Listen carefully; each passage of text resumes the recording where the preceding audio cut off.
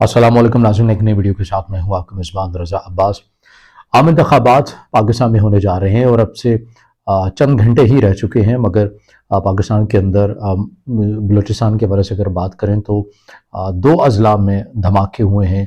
एक ख़ुदकुश धमाका बताया जा रहा है, दूसरे की अभी तक जब ये वीडियो मैं बना रहा हूँ तब तक ऐसी कोई ठोस जो शवाहिद हैं वो दूसरे धमाके से मुतालिक नहीं सामने आ सके हैं।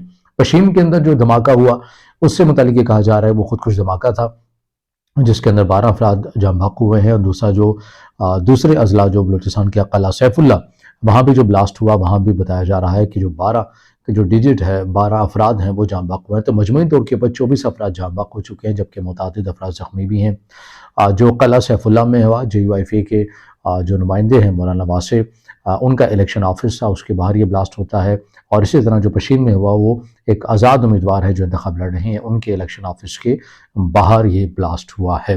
अब बलूचिस्तान की जो सूरत हाल है या खैबर पख्तूनख्वा की सूरत हाल है, ये पहले से ही बड़ी तशवीशनाक सूरत हाल है।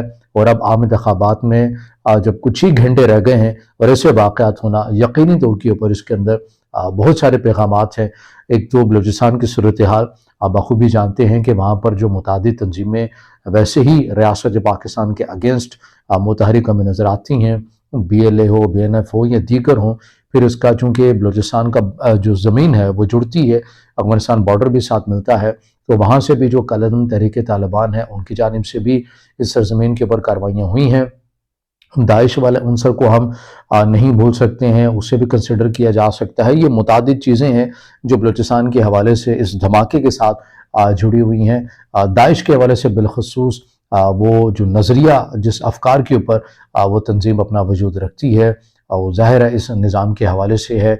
उनका जो मॉडल है या तर्ज़ हुकूमत वो जिस तरह का वो चाहते हैं वो एक अलग है, और वो जमहूरियत को समझते हैं कि ये एक कुफर का निज़ाम है और इसके ख़िलाफ़ जो जिहाद करना है वो दीन के बड़ा करीब समझा जाता है या अफजल माना जाता है। ये दाइश का बेसिकली नज़रिया है। जबकि तहरीक तालिबान के हवाले से हमने एक वीडियो बनाई थी जिसके अंदर ये बात सामने आई थी कि कम अज़ कम इस हद तक ये लग रहा है गैर एलानिया तौर के ऊपर कि कलअदम TTP की जानिब से फ़िलहाल इलेक्शन तक कोई ऐसी कार्रवाई जो है वो नहीं की जाएगी पाकिस्तान के अगेंस्ट। मगर अब इस तासुर को या जो गैर एलानिया तौर के ऊपर जो खबर भी सामने आई, इसमें भी कोई सदाकत हमें नज़र उस तरह से नहीं आती। उसकी क्या वजह आगे चलकर हम बात करेंगे।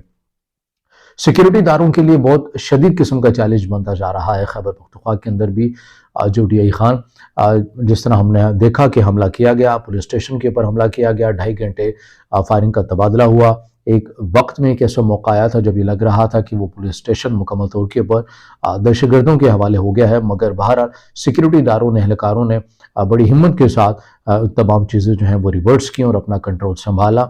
इस हवाले से भी खामोशी आ रही थी, कोई ज़िम्मेदारी को ऑन नहीं कर रहा था, मगर अब ये खबरें सामने आ रही हैं कि कलअदम TTP ने इस ज़िम्मेदारी को कबूल किया है। जो DI खान में अफसोसनाक वाक़या जो है वो पेश आया था।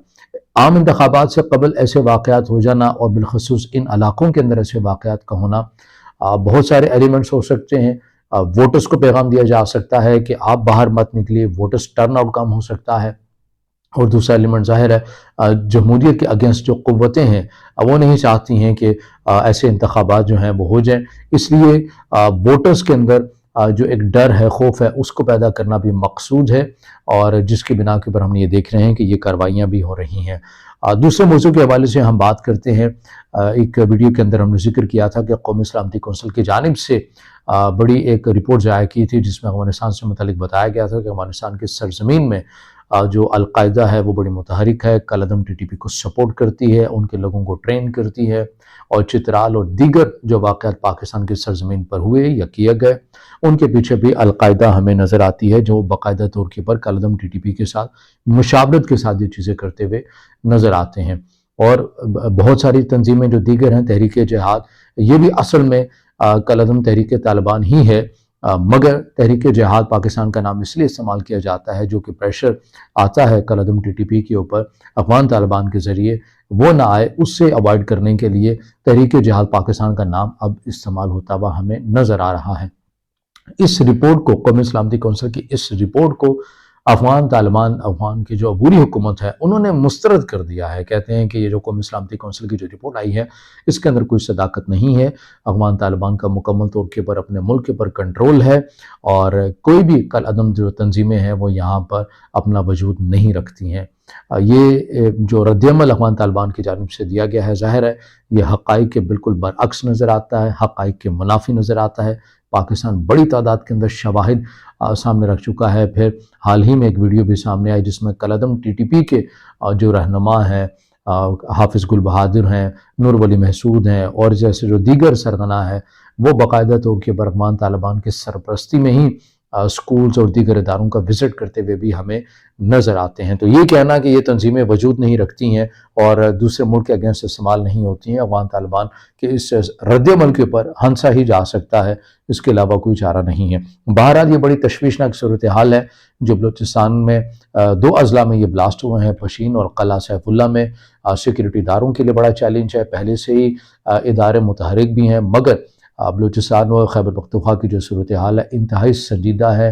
متعدد تعداد کے اندر غیر معمولی انتخابات ہو رہے ہیں اور متعدد تعداد کے اندر جو پولنگ سٹیشن ہیں انہیں حساس قرار دیا گیا ہے اور ظاہر ہے جب پولنگ سٹیشن حساس قرار دیے جاتے ہیں تو ان میں جو ووٹرز ٹرن آؤٹ ہوتا ہے وہ پہلے سے زیادہ جو ہے وہ کم ہوتا ہوا ہمیں نظر آتا ہے. تو امید بہرحال یہ کرنی چاہیے کہ سیکورٹی ادارے ان تمام صورتحال کے اوپر قابو پا لیں گے اور ملک کے اندر جو ایک جمہوری پروسیس ہونے جا رہا ہے اب سے کچھ گھنٹے بعد وہ خیر و عافیت سے انجام پذیر ہوگا.